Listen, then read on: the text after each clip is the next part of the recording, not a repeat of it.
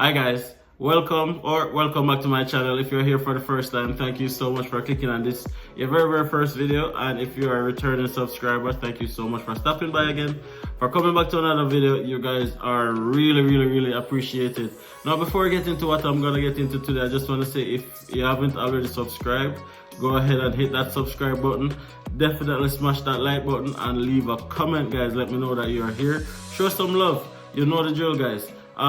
You know the goal as well, trying to reach 10,000 subscribers by the end of 2022. I can't do it without you guys. Hit on that share button. Let somebody else see this content. Somebody might be able to benefit from it. You know what you get here is premium Canadian content. I am just excited and just eager to share my experience here in Canada, and also whatever knowledge I've gained, I'm just happy to share it with you guys. Alright guys, really and truly appreciate that. Now of course guys, I'm here with another sit down video for you guys. I haven't done it in a little while. Feels a little bit strange if I'm being honest, but yeah, let's get back into it. And what I'll be talking about today guys is express entry. Many guys have heard the terms before: Canadian express entry, federal express entry, or just express entry. Some might know what it is, many persons have no idea what it is, and some persons have vague ideas of what it is. So in this video guys, I'm gonna attempt to break it down for you guys a little bit. Hopefully share some advice that can get you guys started on your Canadian journey.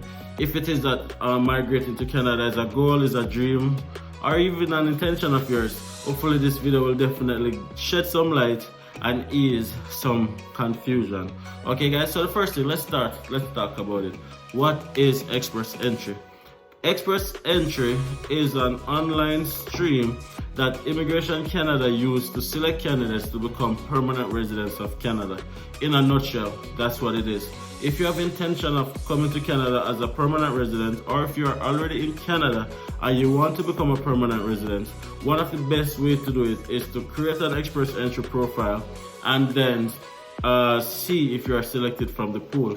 The pool is usually determined by a number of factors, and the amount of points that you receive determines whether or not you are selected to apply for a permanent residency to Canada. Okay, now with that said guys, the express entry stream is divided into four main categories.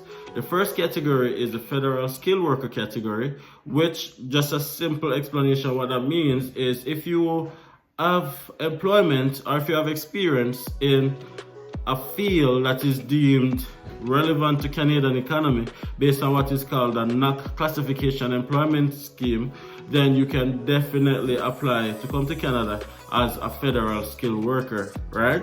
Now, there are ways that you can definitely determine if it is that your occupation is classified as one that can be determined by federal worker, right? You can just plug it into Google and then see what is your NAC, and then see if it is something that allows you to apply to come to Canada. And it's very wide, and it usually encompasses like most, if not most, of the major occupations: administrative occupations, sales occupations, IT occupations, and the list goes on. You can definitely see if your employment classifies, as long as you usually have a year of experience, along with some other factors, then it usually determines whether or not you meet that criteria. Now the other section guys is the provincial nomination program. Each province has its own immigration targets, its own immigration outlook or intake, pretty much. So if it is that you meet the criteria of a specific province, then that specific province can then ask you to apply to come to that province underneath what is called a provincial nomination program. And it's very important to note guys that the express entry stream is really determined by points. The higher the points you have, the greater chance you have of becoming selected. Now, if it is that you get a provincial nomination, that automatically gives you an additional 600 points in addition to what you have, which makes being selected way more likelier. So definitely that's an option as well. The third one guys is the federal trade worker. So there are persons who are skilled laborers who are not necessarily employed in I'd say a traditional or conventional kind of occupation, but they're probably a plumber, a tailor, a tiler, a painter, or whatever. These skills are also needed in Canada, so you can definitely create an express entry profile, and then you more than likely will meet the federal trade worker section.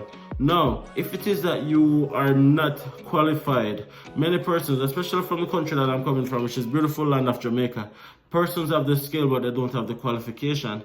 If it is that you have the skill and you don't have the qualification, my suggestion would be to you to go and get qualified, because that's one of the biggest things that they're going to use to see if you're qualified in the field that you are operating. It makes no sense to be operating in the field and don't have at least a piece of paper to show qualification. So definitely go and check that out.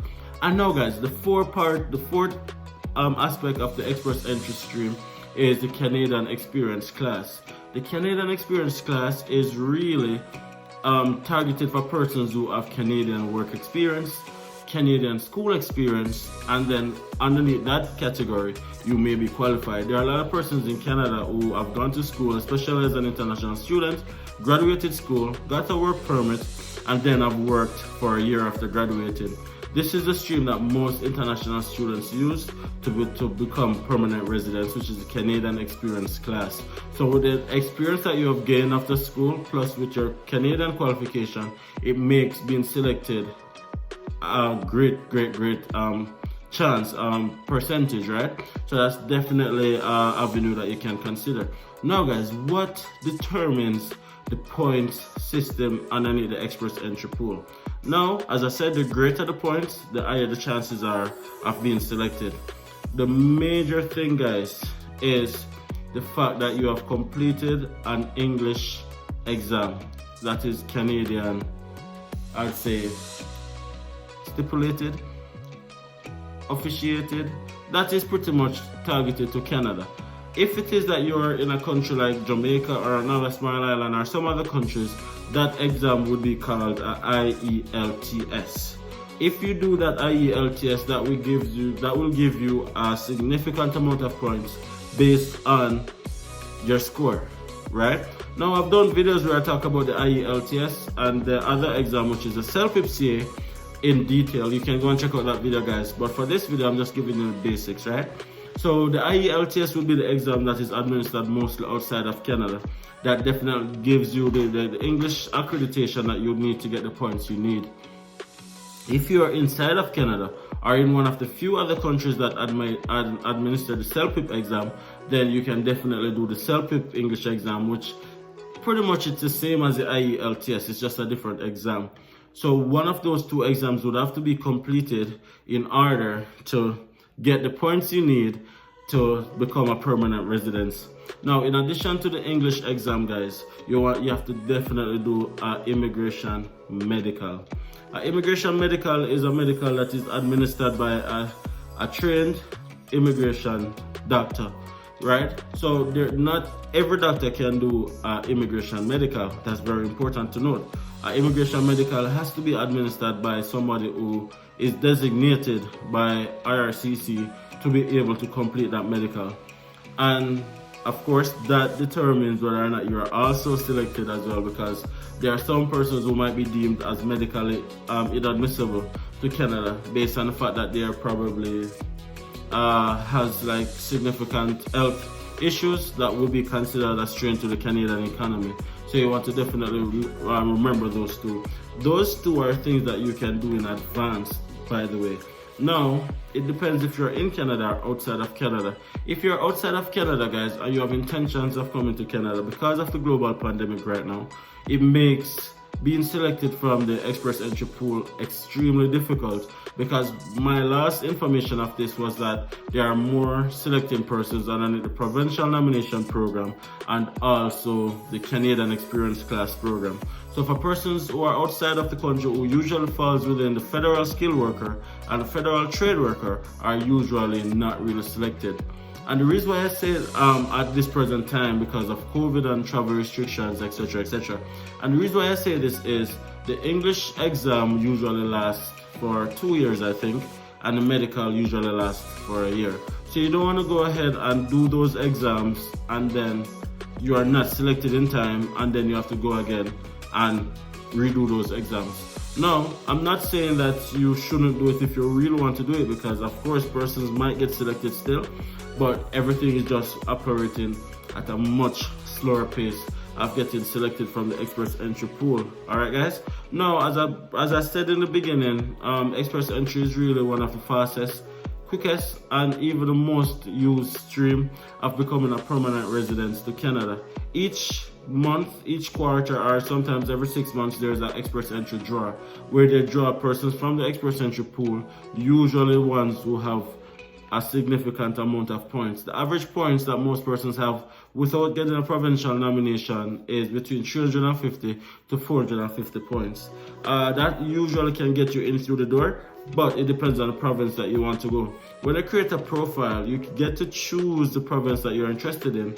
Some persons choose all the provinces just to give themselves more options, and then each province have access to the stream, so they can look into the stream pretty much and determine whether or not they want to select an individual to apply to come to that specific province, which usually comes with some level of, I'd say, obligation. You have to live in the province for a little bit of time, and you have to be able to contribute back to that provincial economy for a little bit of time. But of course, as soon as you pay your dues, you can definitely move on and go anywhere into Canada you want to go.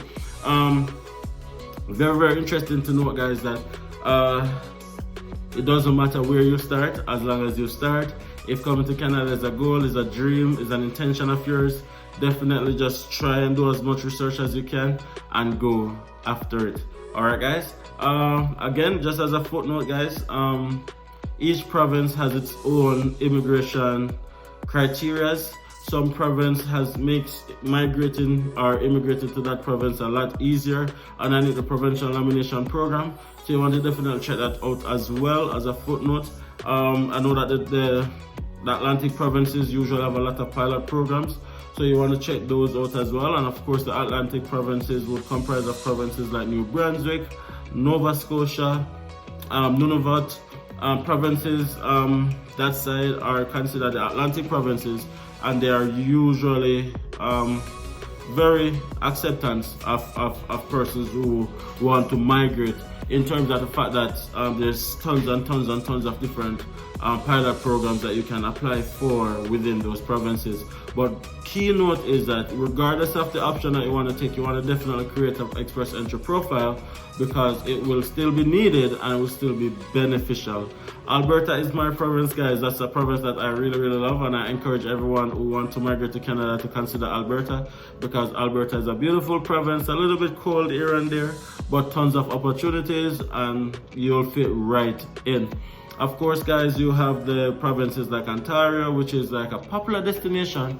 You can check that out as well, because they get a significant chunk of the express entry stream, so you can check the Ontario out as well. Of course, you have British Columbia, guys, which is another province that you can look into. So it doesn't matter, don't limit yourself, guys. If it is that you want to, come to Canada, I'd say definitely come, definitely try all avenues, and the process is not as difficult as it may seem. So don't be intimidated, don't feel like you can't do it on your own, don't feel like it is something that you have to be up the entire night studying. No, guys, just definitely do it. And of course, guys, you can check me out, guys. DiAndersons is my name. I'm on Instagram. My beautiful wife, who's somewhere in the back with the kids, is always available to answer whatever questions that you guys have. I will be happy to share our experience. Of course, guys, we are not immigration consultant in no way, shape, or form. We have never worked with immigration, but of course, all the information that you get here is based on our own knowledge and knowledge of others as well. Anyways, thank you so much for coming all the way down in this video like you are right now. If you are here, please, it means that you have gotten some level of information, some substance from this video. Please hit that subscribe button, hit that share button, hit that like button, and definitely leave a comment, guys. All right, see you guys in the next video.